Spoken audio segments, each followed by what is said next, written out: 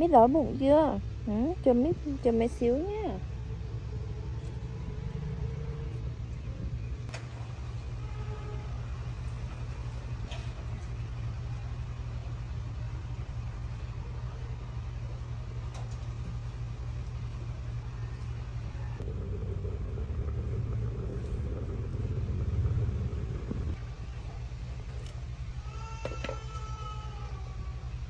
Mẹ coi chín chưa nào. Rồi chín rồi đấy. Chín rồi Mít ạ. Rồi sắp được ăn rồi. Chín rồi mẹ đắp vào đây nhá. Mít ăn nha. Biết ngồi im nào. Nóng lắm, nóng đấy. Nhá, biết ngồi im nhá. Mẹ lấy cho em nóng lắm đấy.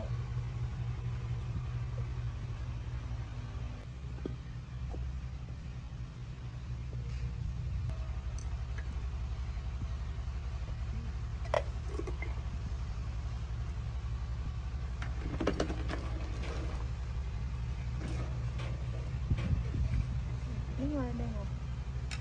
Biết lên đây ngồi đi mẹ. Ngồi dưới này, ngồi dưới này.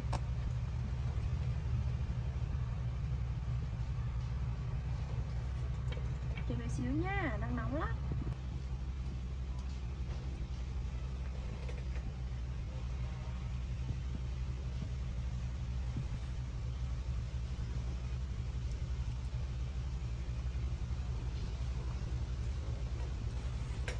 Chờ tí nha, mẹ thổi đã, rất là nóng.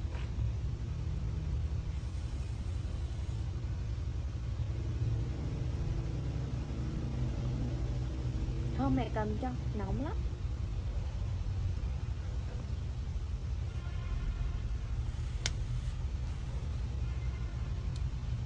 Biết cầm được không?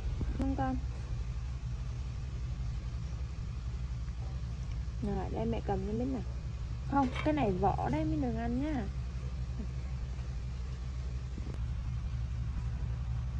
Này biết ăn này.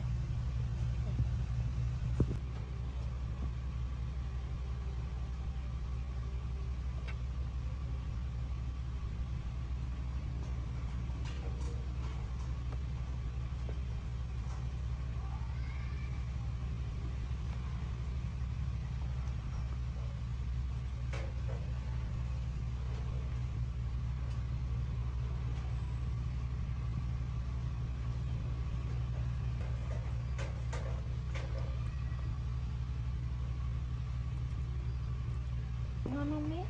Ngon không con?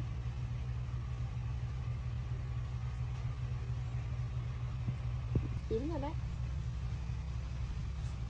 Ngồi bên đây à? Đúng rồi. Ngồi đây, đúng rồi.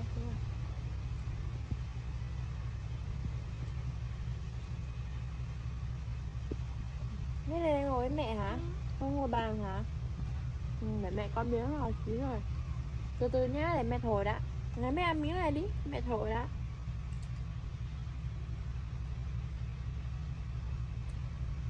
Phải thổi nó mới ăn được nha.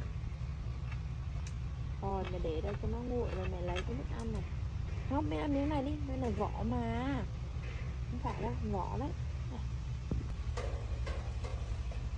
Đây.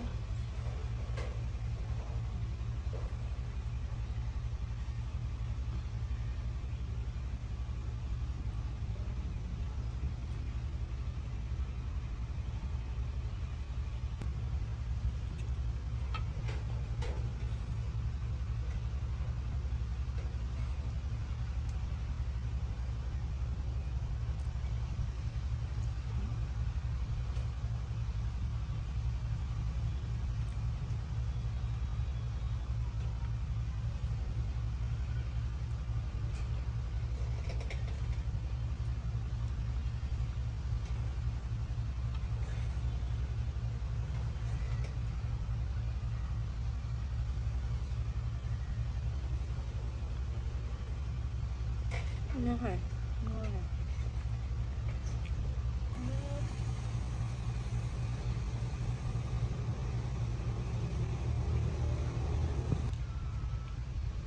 Này.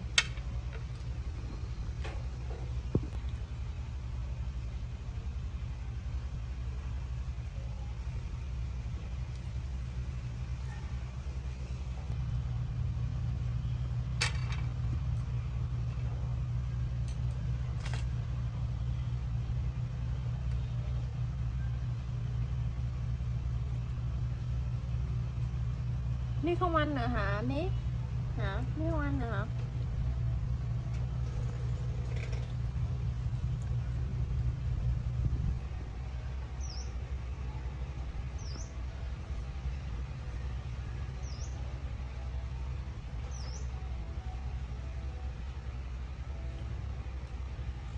Mít ăn nè, mẹ bóc nữa nè.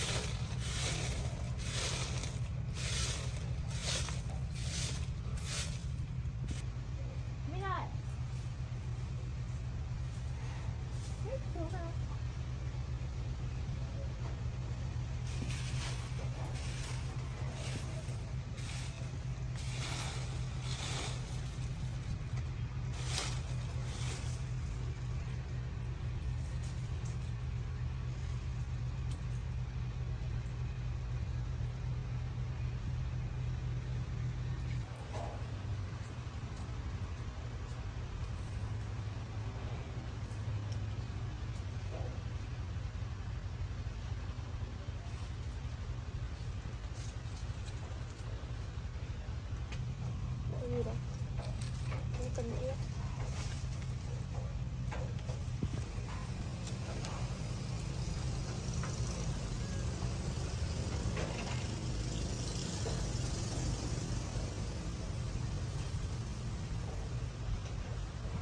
ấy con này cũng chọn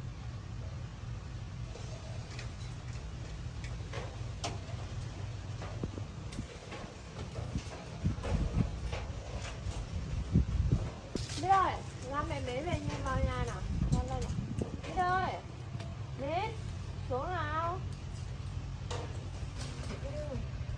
con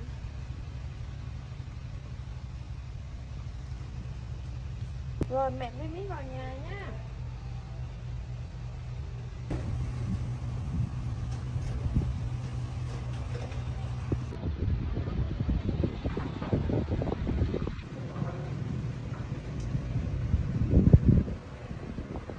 Lại thăm tao mẹ chồng nè, hôm bữa mẹ mới chồng nè, giờ nó lớn chưa nè.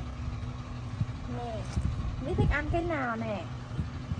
Hành của mẹ sao nó gãy hết rồi nè. Tí là mình tắt vào thu hoạch nhé. Biết kìa. Rồi, bắt lau với nhẹ nha.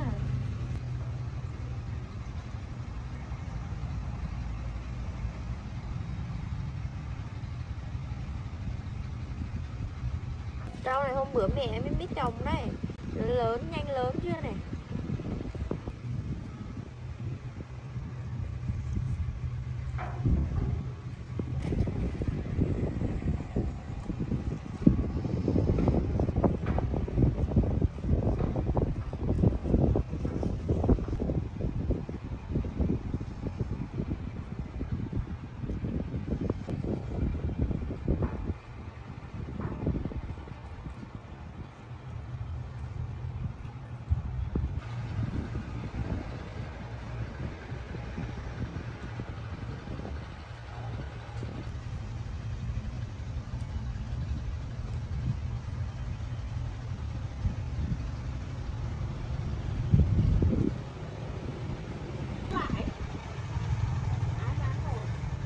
Hai nén nữa. Nó sao nó cứ gầy gầy vậy ta?